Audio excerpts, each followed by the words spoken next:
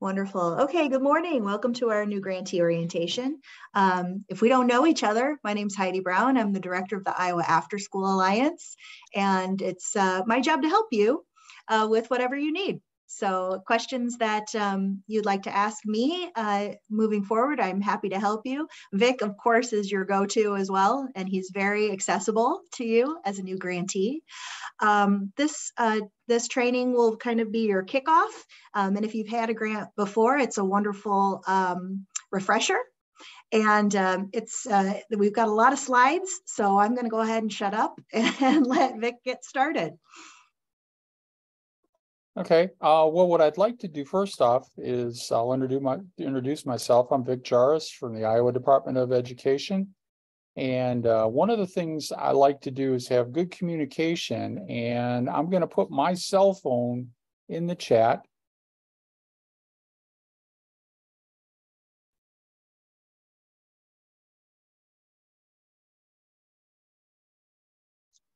And I believe you all have my email. What I would like from you guys is to put your cell phone in there. Heidi's put her phone number in there, and that just helps communication. A lot of times, email can be delayed, and you may have an issue that I want to address right away, and having that cell phone number just enables us to have a better line of communication. Okay, and so go ahead and put your cell phone number in the chat, and I'll get started with bringing up this presentation.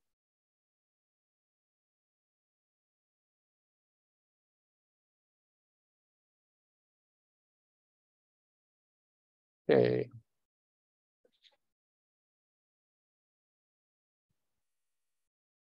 Hey, can everyone see that screen? All right, good. Okay, so after school is a unique program. I think that as far as making a difference for kids, the number one is probably going to be Head Start, and then we're an early childhood would be considered among those preschool programs, and then we would be after that as far as making a difference in the lives of children. We're going to do an overview of the program, first steps, and we'll talk about support, monitoring, and attendance. We'll talk about professional development, budgets, finance, data and evaluation, and if you're still awake after all that, we'll take any questions you may have. Okay, an overview of the program. We'll go over that, contract obligations, and we'll contrast childcare with 21st century. Here's what we put out every year in our state evaluation. It's a little one-pager, and this just kind of gives you a picture. And I included one from 2020, and what a difference in 2 years with the pandemic. In 2020, we were serving 12,000 kids. Now we're down to 9,000, and we're on the road to recovery.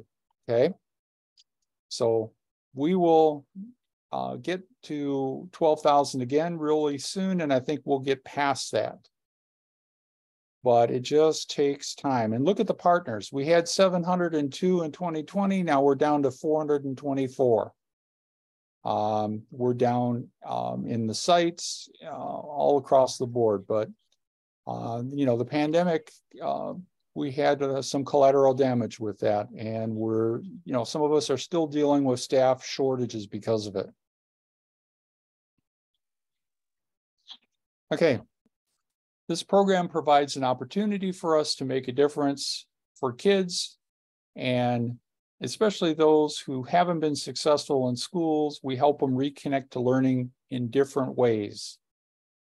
We provide academic aid, enrichment activities, social emotional learning, nutritional food, and most of all, fun for kids who need it the most.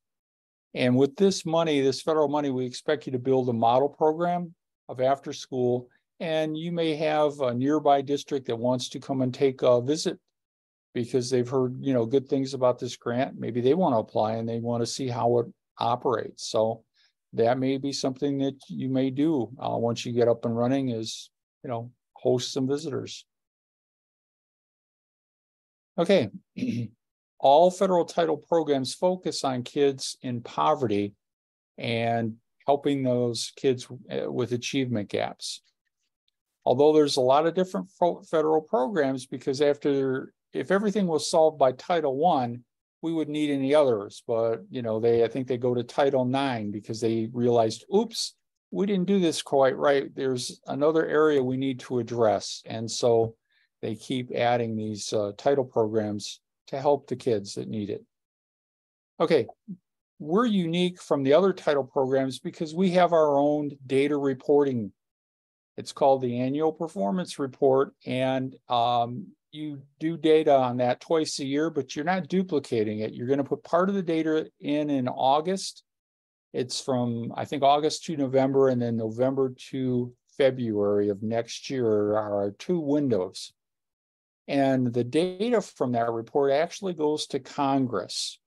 And some of you may remember this, some of you may be new, but a few years back, they tried to eliminate our program completely. And what saved us was this data. So I can't emphasize how important it is. If you have any problems with putting in your data, reach out to me, because, I'm here to help. And we have a committee that has created some templates to make it a little easier, and that's our evaluation committee. And if you follow the guidelines, the guidance from this program, you're going to be able to reach those at-risk kids. You'll increase attendance, reduce referrals to the office, and over time, improve student achievement. Like all programs, we don't have a magic wand, but we've got a pretty good track record that we can really help kids.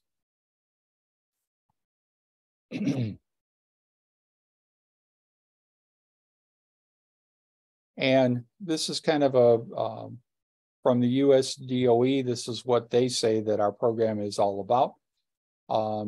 I've been working with this program in more than one state. When I was in Michigan, they just got started. They didn't have any academics at all. I remember they had a program called the Click Club that was funded by 21st Century. And they bought a bunch of video equipment for the kids and computer editing and everything. And that's all they did. They came in and they played around on the computers. There was no looking at their academics, nothing with reading and math. All that stuff was added later. And that's what we report to Congress, by the way, reading and math and attendance. So those are the 3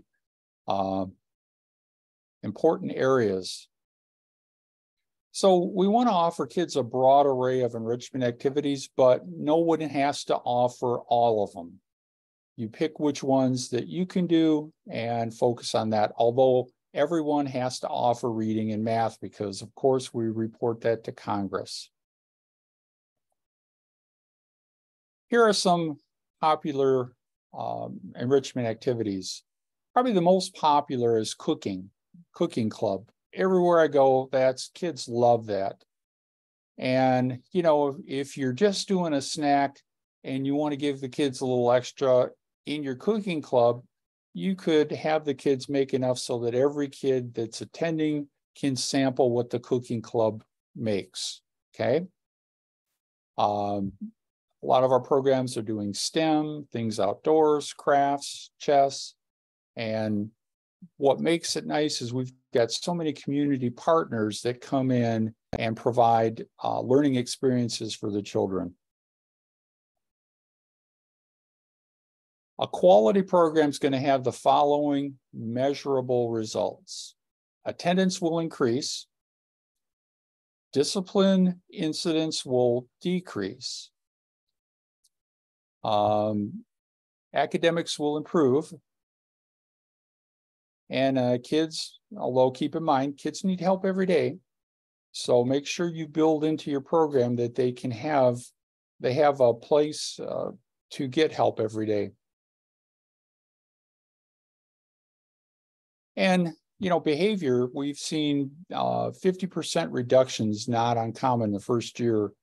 And we've seen even larger decreases in discipline.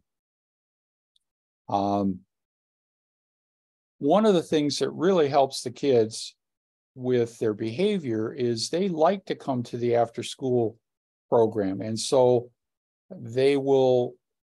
their improvement in behavior so they can attend after school will also help them during the day, which maybe they don't like so much, but then they start thinking, well, I do like the after school program. So, I'm going to think twice. I can't recommend this enough. This is something that's just about in every school in the country. The First Days of School by Harry Wong. And I've even got a link on here that you can get it for free. But most of the schools have, a little book area, and I'm sure they have multiple copies. He talks about procedures. And I did it a little different when I was teaching. I called it jobs. Every kid had a job. But I used this with high school kids. So, the job analogy made more sense. And I told them, some of you may get laid off. Some of you, if you have a behavior problem, you may get fired. But most of you are going to, do well with this system.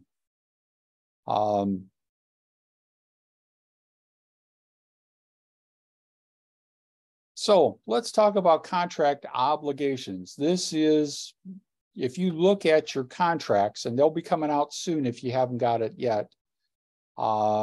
This is the actual language.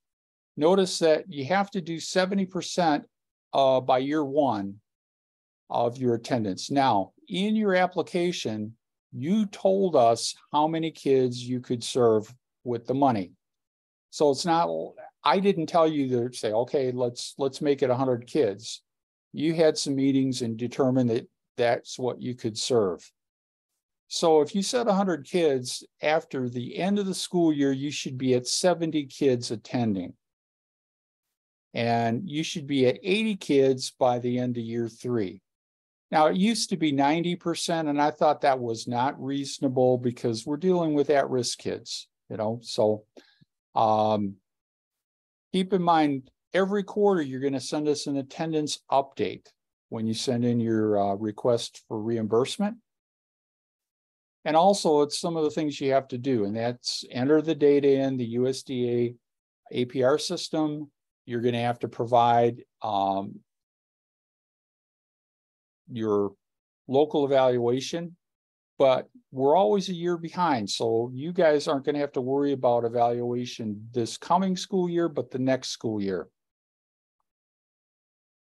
And you'll have to allow Department of Education site visits, and you have to participate in our PD workshops, our annual conference.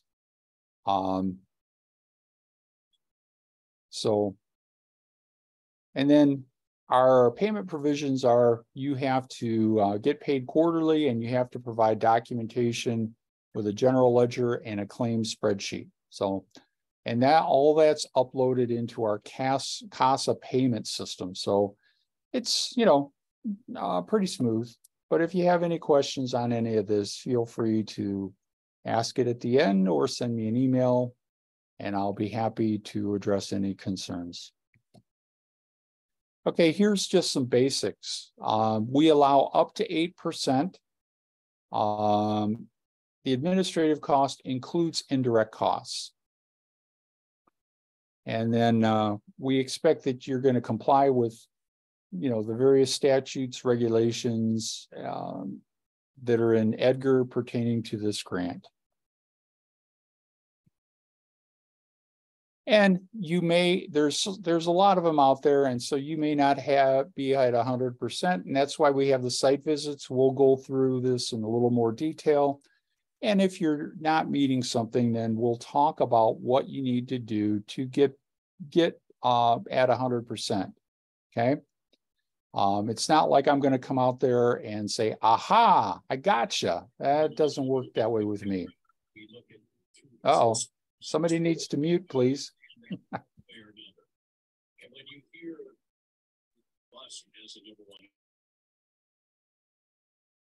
Ah, that's better. Thank you. Also, we have the right to access any documents, papers, or other records pertaining to grant purchases and things like that. And for the most part, we don't ask for that detail. We just ask for that general ledger and the claim spreadsheet. But at any time, we could say, yeah, we want to see a little more documentation. And that's not a common practice. It should be if there's a pattern. So just to let you know, though, we do have that right of request. And then there's both the state and the sub-grantee has to keep records to show compliance with the program requirements. And last year in the fall, I had a big audit from the U.S. Department of Ed. And I tell you, it was rough. I had hundreds of pages of documentation. I won't ever ask you for hundreds of pages. But, just you guys need to be aware that these things are there because it's a federal grant. And if ever you're looking through things, if you're a new director and there's something missing, feel free to request it. Like I keep copies. So if you need a copy of your contract, I can send you that. And there's a lot of information that I keep on file electronically. Okay, it's a 5-year grant cycle and 3 years at funding of 100%, and then 2 years with funding at 75% because of the sustainability provisions of this grant. Okay, and in that time period, we try to have 2 site visits, although we're a little bit behind because of the pandemic. I was told for a couple years that I was not to go out and visit. So now this language here is in there. Believe it or not, a lot of people, not a lot, but occasionally I will get a grantee that will, for whatever reason, tell me that they don't want me to come out on a comprehensive visit and they would prefer to end their grant. So, it's a lot easier for them to just request it that it can end than, for me to have a visit and find something out. So here's the things that you should be getting started with right now in the program. You want to plan your program. You want to hire staff. You want to buy supplies. Then you want to enroll students. You want to take attendance every day. You want to communicate your activities to parents. You want to work with your school principal and the staff to support the needs of kids. And you want to have a family engagement meeting. And you need to have one of these every quarter. And you want to enroll in a best practice committee. So for those of you that are brand new, you're automatically going to be enrolled in the new Grantee Staff Transition Committee. Those of you that have done this for a few years, you need to pick a committee. So every cohort that you get funded in, you need to participate in one committee. And then we have professional development events, webinars, trainings. Some of them are optional, and some of them, like the conference, is required. But everything that's done electronically, we archive it, and you can visit the 21cclc.com website. And if we had a meeting, you can go back and watch that at a more convenient time because, everybody's schedule is a little bit different. And we need you to submit claims on time and with the proper documentation.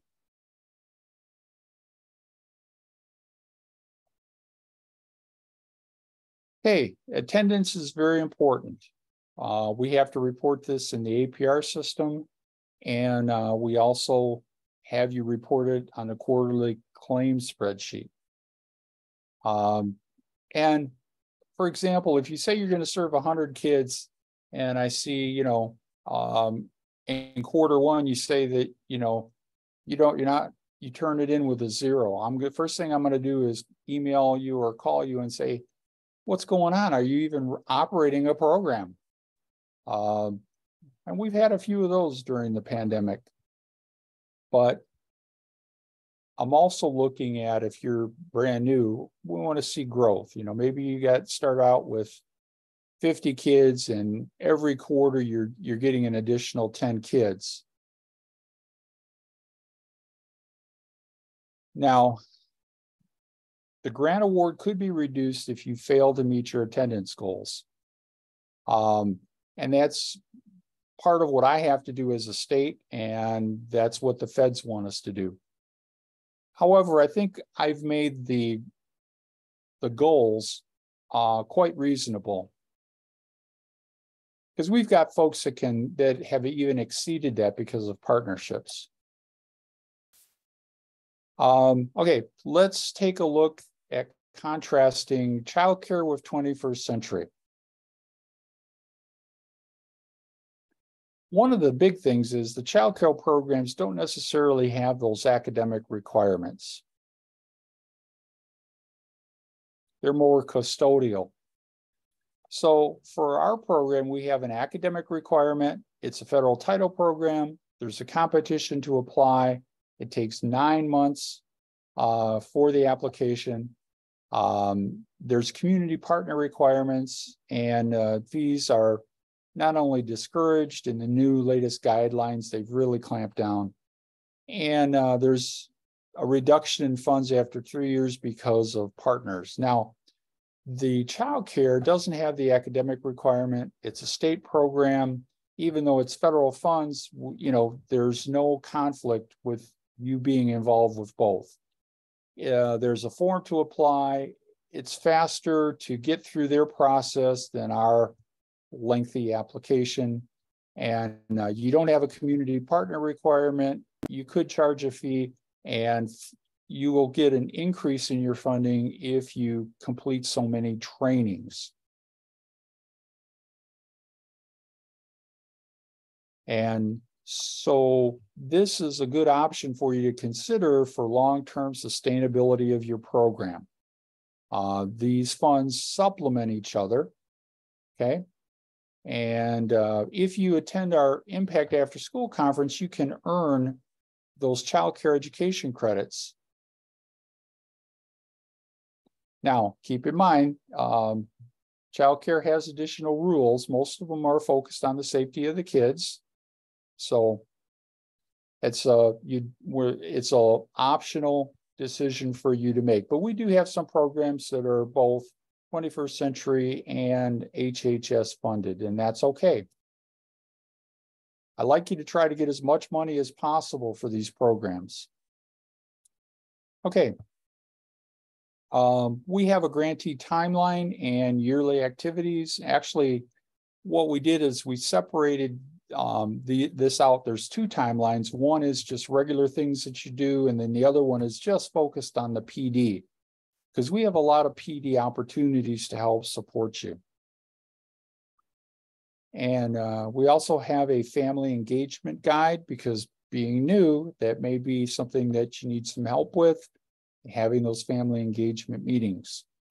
Now, we do not require you to hold a separate 21st century family engagement meeting. You can partner with the Title I family engagement nights. You could do it when you have like a teacher night, as long as the principal's okay with you, talking with parents then. So, try to take some of the burden off as much as we can. And there are the 2 main websites, the one at the Department of Ed and then the Iowa21cclc.com.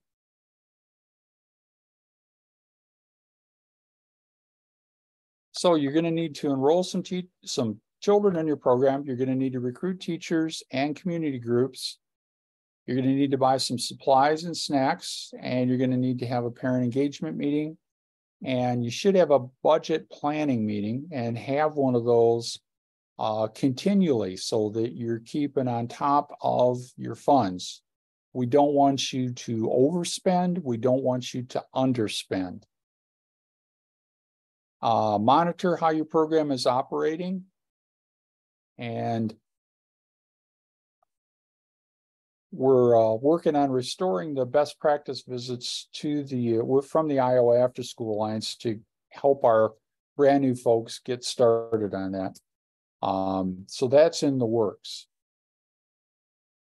Okay, we want you to focus on the needs of kids. We've got more and more programs providing a full meal. And now in our application, if you provide a full meal, we're going to give you 5 bonus points. And we've got a lot of partners that you can do. I put in myself more than 30 statewide partners that you can use, like IPTV. They have a after-school curriculum that's totally free, and they even send a trainer out to work with your staff.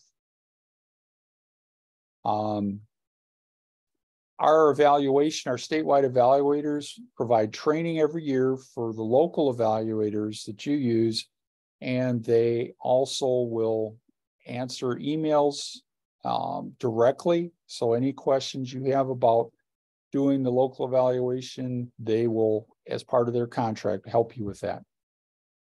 Then we have committees that are a community of practice. We've got the main areas that we work in represented by a committee, and we ask that you participate in that. And of course, reading and math are our priorities. So, family engagement.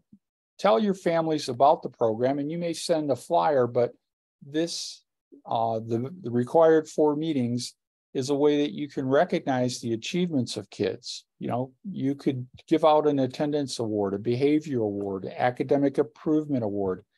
And it doesn't have to be a fancy gold, statuette, a little certificate. You can go to any of those office stores and buy big packets of certificates that you put in your printer, and you can print them up. That means a lot to not only the children, but those families. Because a lot of the at-risk kids come from families where their parents were at risk. So we're really doing a lot with that to break that cycle. Partner with a community college. They have classes for high school completion, and they've got all sorts of classes that help the adult learners. You can partner with a local restaurant to provide food at this meeting. What I would also suggest and invite the restaurant to provide copies of their menu, because a lot of them rely on local business. You could do a cultural potluck and share different foods and learn about each other's culture. You could ask parents to volunteer on field trips. And there's a link there to the Guide to Family Engagement.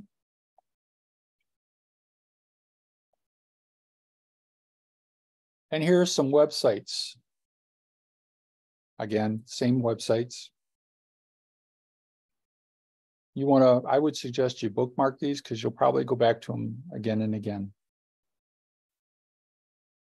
Okay, the next section, support, monitoring, and attendance.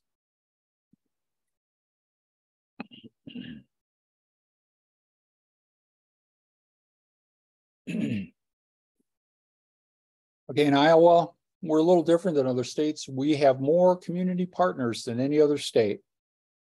Even though our number dropped down, we still have more than any other state. Our average reading improvement has been 65% and attendance 59%. And about half of our sites feed children a full meal. And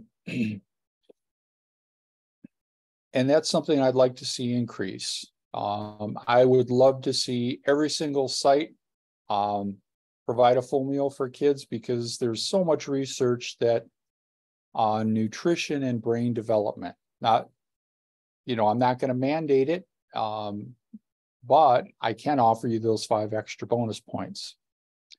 And if you're going to be at the Impact in September, we're going to have Food and Nutrition do a special session on how to apply. There's actually extra funding for the after-school snack and for a full meal. So that's more money you can bring into your program. So we have a lot of support in place to help you be successful. We have online resources. We do face-to-face meetings. We've got our committees, webinars, site visits, and technical assistance meetings. And of course, we respond to email and phone calls all the time. Now, family engagement can be a challenge, as well as attendance, because Iowa is first in the nation with the percent of kids under 6 with both parents in the labor force. So, sometimes when the parent's not home, the child says, "Oh, I don't have to go to school. Dad's already gone to work. Why should I go?" So that's where having a fun experience in after school is so important, because then the kids want to go because their friends are going. So attendance is very important. And all the money we spend on all these remediation things, none of them are going to work if the child doesn't come to school. So that's one thing we've got to make as our foundation, is getting the kids' attendance to improve. So each quarter, you're going to report your attendance on the claim form on the spreadsheet, and we'll monitor that. And you should have met 70% after year 1.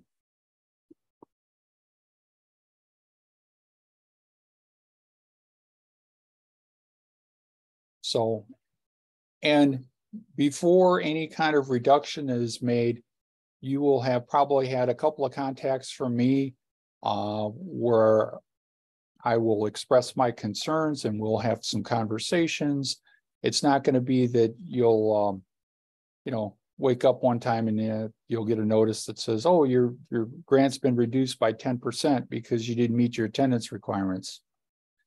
You're going to find that we're very pragmatic and try to be very reasonable in what we have to do. But if you say that you're going to serve 100 kids and we give you money for 100 kids and you're only serving, 20 kids, that could be an issue. So now here's an example of a district, and that they met. They were funded for 1,237 kids, but they were serving 3,900 kids because of community partners that provided, extra funding, extra staff. And I know Des Moines had some similar numbers a few years ago too.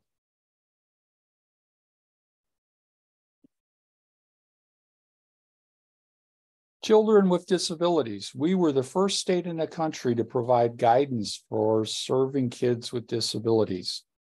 Now, because of the wide range of disabilities, we may not be able to serve every child with a disability, but we don't want to just, make a blanket statement that they don't belong in after school. They do. This is a program for all children. However, there may be a child that needs some specialized care that we simply cannot provide during the after-school hours. So we've got a lot of information for you. Our attorney had provided guidance And if you have a child that wants to attend after school, you should make that part of the IEP. And the feds have provided us with 10 guides. These guides are also on the department website. And if you're having some kids with disabilities in the program, you want to work closely with the special education teachers that are supporting those children. And number one priority is making sure that those kids have a safe experience. So if you've got a child that has medication needs, we need to make sure that there's somebody that can provide that medication. We don't ever want to create a situation where, maybe the nurse has gone home for the day and that child needs some kind of medication. So keep that in mind. That's why I say that, it should be in the IEP to protect everyone, especially the child. Here's some actual pictures of, kids having fun in a lot of different activities. And you'll get a chance when you do your evaluation to send some of these wonderful pictures to me. So one of the things too that we want to emphasize is STEM. And probably one of the least expensive STEM activities you can do is having chess. Chess meets the computational thinking standards of the National Computer Science Curriculum, and it meets at least a dozen Common Core math standards as well. And the latest they've found is that chess has some social emotional benefits. It teaches kids to think about from another perspective. Here's an older picture from a chess tournament that Des Moines had a couple years ago. And they had 100 people showing up to watch their kids play chess for 2 hours. Now, consider that a lot of these kids had behavior issues. And, these were kids that sitting in class was sometimes a challenge, but they all came together and were engaged. And it was a great experience. Okay. We're a farm state, and you'd think our kids would have more access to fresh fruit and vegetables. I would suggest maybe a partnership with Hy-Vee or Fairway. They all have dietitians, and they can come out to your program, talk about good nutrition, and a lot of times they will bring out those fresh fruits and vegetables at no cost and, provide it to the kids. So food's an important part of young people's lives, and we've got a recorded webinar. And there's a link to the food and nutrition program.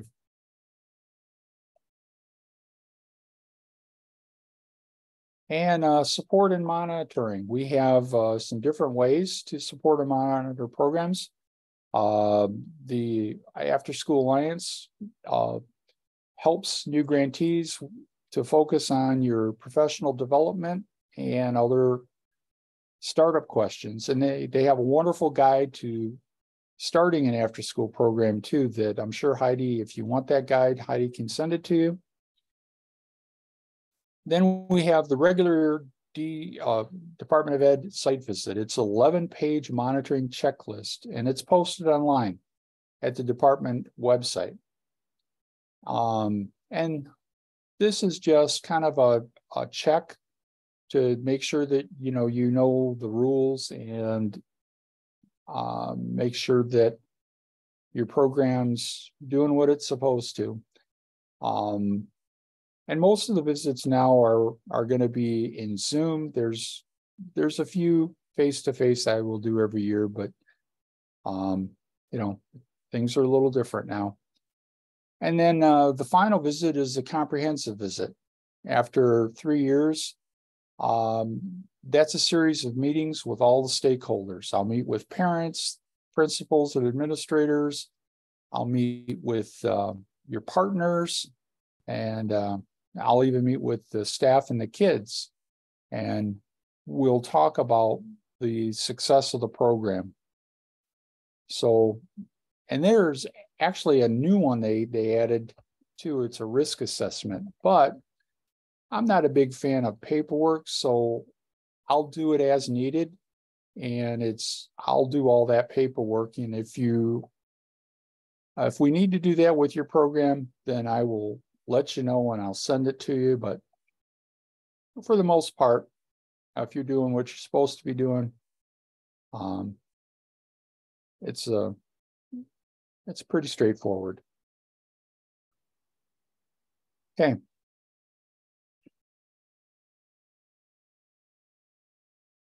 These are kind of the things that the Iowa After School Alliance looks for. They look, to find out your numbers, your site goals, who are your partners, what are the things you're currently doing, what's your plan for PD, and what support you may need.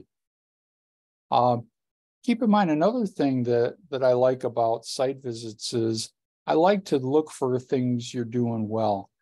And it's not uncommon for me to say, hey, this is really, I like that. Will you share it out at a webinar? Or will you do a session at Impact? Because this is how we grow with a community of practice, by letting everyone share some of the things that they're doing really well.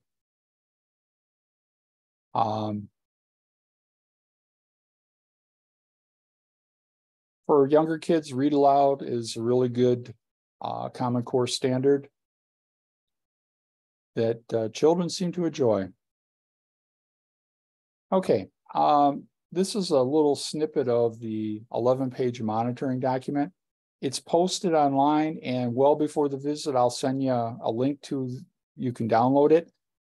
I'm not looking for any kind of surprise visit. You'll see exactly what we're going to go over. Although I will also go over your local evaluation. That's part of that's a federal requirement that we look at your local evaluation as well.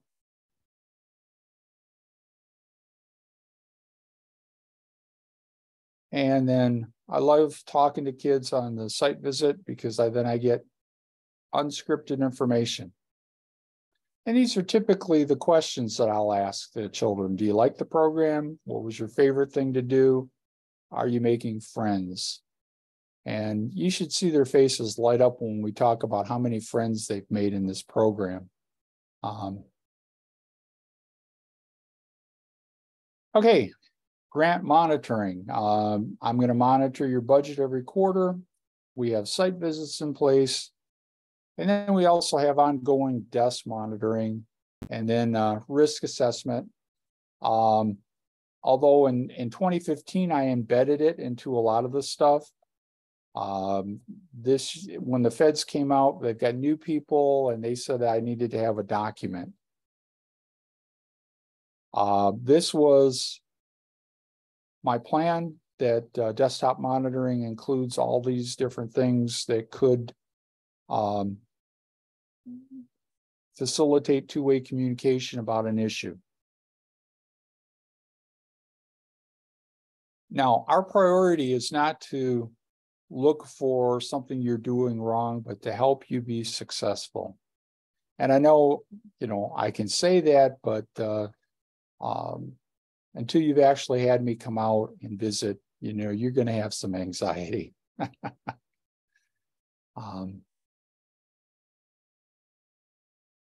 But the biggest thing is follow the guidance. And if you have any questions, just contact me. So we're required to conduct regular systematic monitoring visits, just to let you know. And these are the federal statutes. Just about everything we do is governed by those federal statutes.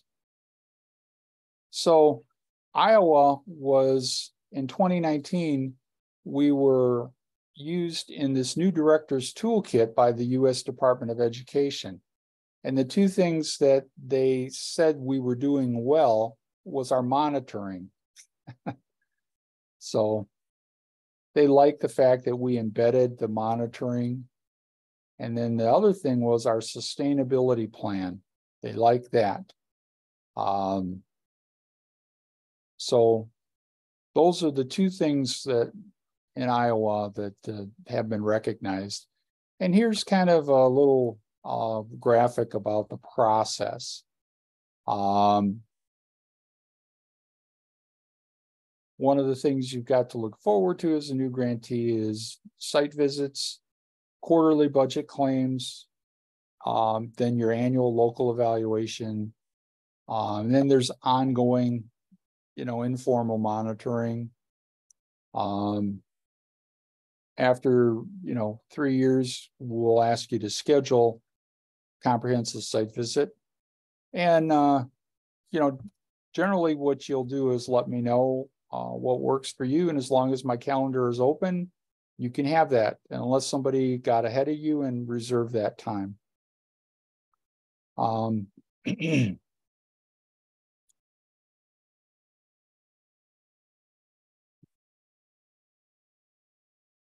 Then I have another guide about the importance of field trips. Because this is, federal funding, and we'd like you to give these kids that experience, because there's a lot of learning in a field trip.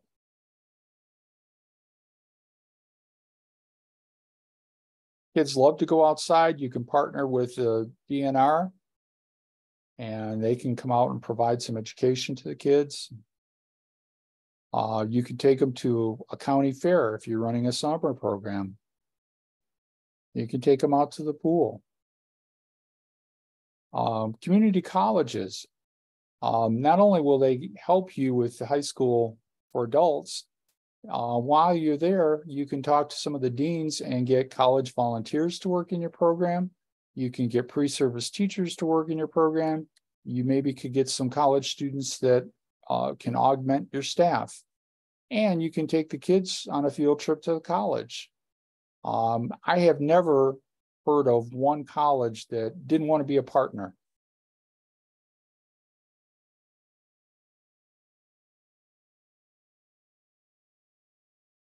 Here's a map of Iowa community colleges, and I don't see any spot in Iowa that doesn't have access. Some of you might be in areas where you can partner with more than one college, and that's okay, because you've got, a pool of young college students that might want to come in and volunteer or even get, work in your program. Here's a list of some statewide partners. If you go to our official list, there's probably 30. These are just a few that I'm going to highlight. The Iowa Ag Literacy Foundation. They've got books about agriculture, and they've got a free game. They have mini grants if you wanted to do a summer garden. IPTV, they're partnered with PBS after school content. The State Library of Iowa, there's more libraries in school districts. And I've never met a library or never heard of a library that didn't want to partner to help you improve literacy for children. And, we've got silos and smokestacks, parks around the state. So there's the link, and we have hundreds more partners. Here's an example of one of their books, My Family's Wind Farm, and a game that you can download on the App Store or Google Play. Here's our list of community partners, and it's a requirement, federal requirement, that we collect this list of your partners every year, and then the Iowa After School Alliance updates it and uploads it to this website. Okay, here's just a look at our PD that we offer.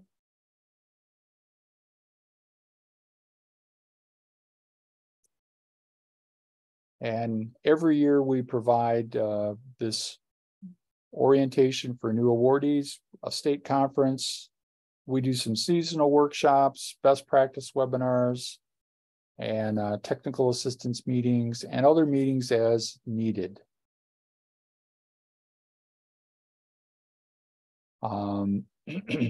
We changed our impact conference. We used to do it in the spring. We're now doing it in the fall because our PD committee wanted to change it.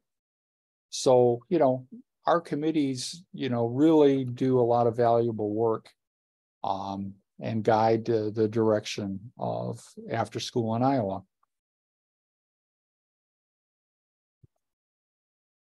We have 5 committees: communications, evaluation, family engagement, professional development, and our new grantee and staff transition. If you're brand new, then that's the one you're going to be in for a year. And that meets monthly, and we go over the grant in more detail. We've got one meeting that's entirely about budgets. We've got, near the end, we do preparation for summer programs.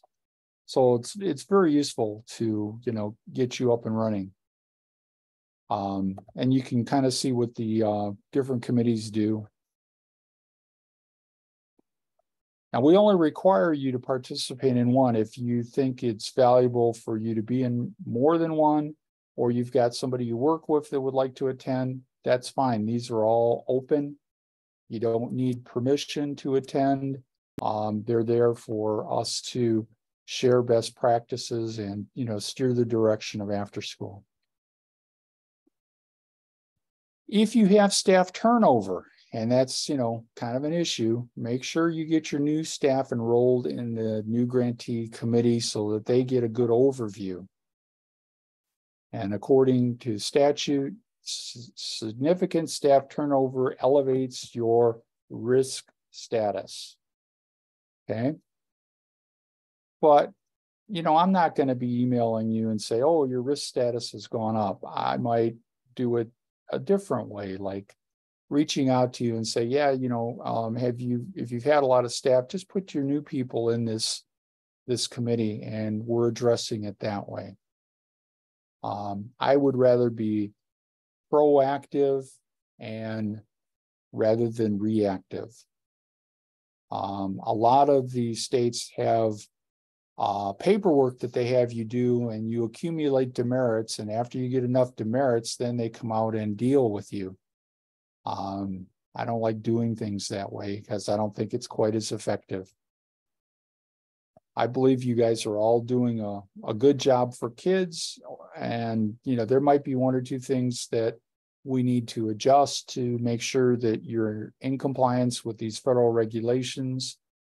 One of the things too is that if you get changes in key personnel, you need to notify me. Okay.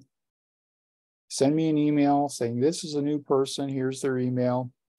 And there's the OMB authority, and it's also in our financial guidance documents. So keep that in mind if you have some staff turnover. And make sure you share that this updating about changes with maybe your business office or some other people in administration, so that you're not the only one that knows this.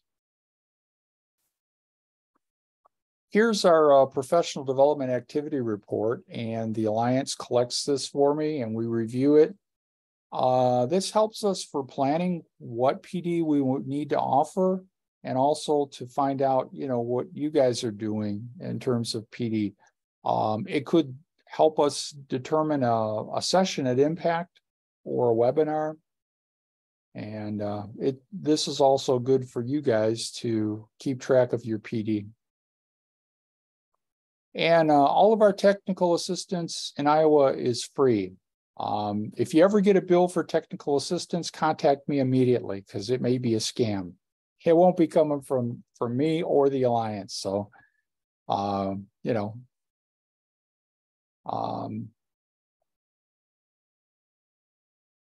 any time that you need some assistance, you feel free to reach out to me. Even with the APR, sometimes the first time doing it, you need a little extra help, and we can work on that together. Okay, budgets and finance. We've got a guide created for your finance department. It talks about all the different codes you should be using and all the rules, and it's written for your accounting folks. And I didn't write it. It was written by one of our top people at the DE working in finance before she retired. And now a lot of those folks from the DE that retired are all working for the University of Iowa, and they're actually doing training. So if you need somebody that wants to get some training, I would, say reach out to the University of Iowa, and those folks that were doing it for decades at the DE are now training the next generation. Okay, data and evaluation. Every year we have our statewide evaluation, and there's an annual survey. We also have a requirement of 60 hours minimum contact time.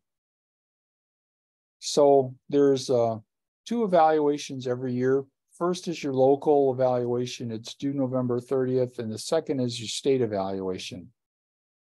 Now, if you don't get done by November 30th, just send me an email and I'll give you a 30-day extension. Sometimes that's all you need. If you need another one, send me another email. But we get about 1,200 pages of local evaluations, and that's what I do in the wintertime. When it's nice and warm, I do a lot of reading, and then I have meetings with our state evaluators, and we go over how we're going to aggregate that data into our state evaluation. And keep in mind, our data is always 1 year behind. And make sure that even though you're not going to do an evaluation yet, if you've got a local evaluator, make sure they attend our evaluator training, and that usually takes place in October every year. Okay, and here's the statute that we must, as a state, conduct a comprehensive evaluation.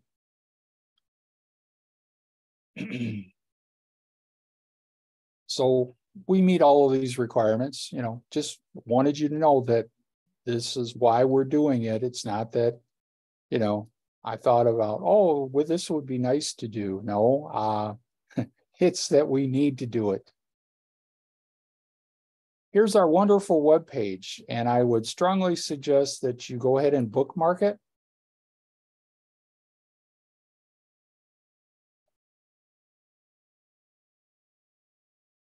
Here's our local evaluator timeline, and this is posted online.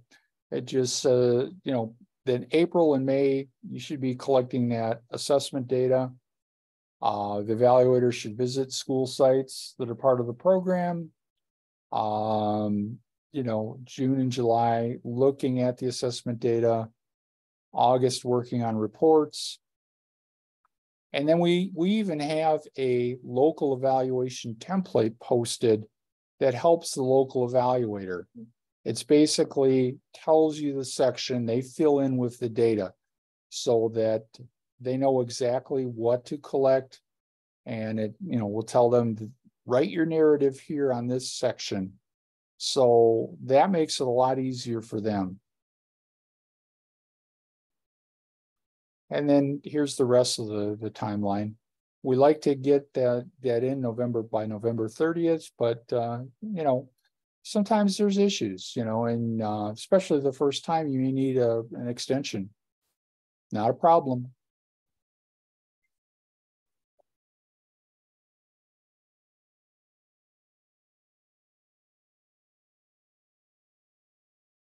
So then once we get this evaluation completed, we have to do some formatting on it, and we got to get approved at the DE to get it posted. And after that, we'll share with the directors, and especially some of the stuff we pull out, and it's good for you to report at your local level about after school. And every site, every grantee has a section. So that's why it gets kind of long. It's a 200-page state evaluation, but there's one for every district. And then there's an annual survey that's done with SurveyMonkey from the Alliance. And those questions are reviewed every year by our evaluation committee, and we collect data not available in the APR. And with the APR, one of the most common things is forgot your password.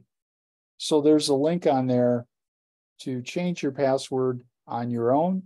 But if you get into any trouble, you can contact either Tim Glenn or me. Tim's been pretty busy lately because he got a promotion. He's doing a little more with data. So if you send him an email and he doesn't respond, then you can send me one. Since I can do just about everything Tim can do. Now, our requirement for 60 hours of contact time is based on research from the Wallace Foundation about the minimum amount of hours needed to have academic improvement.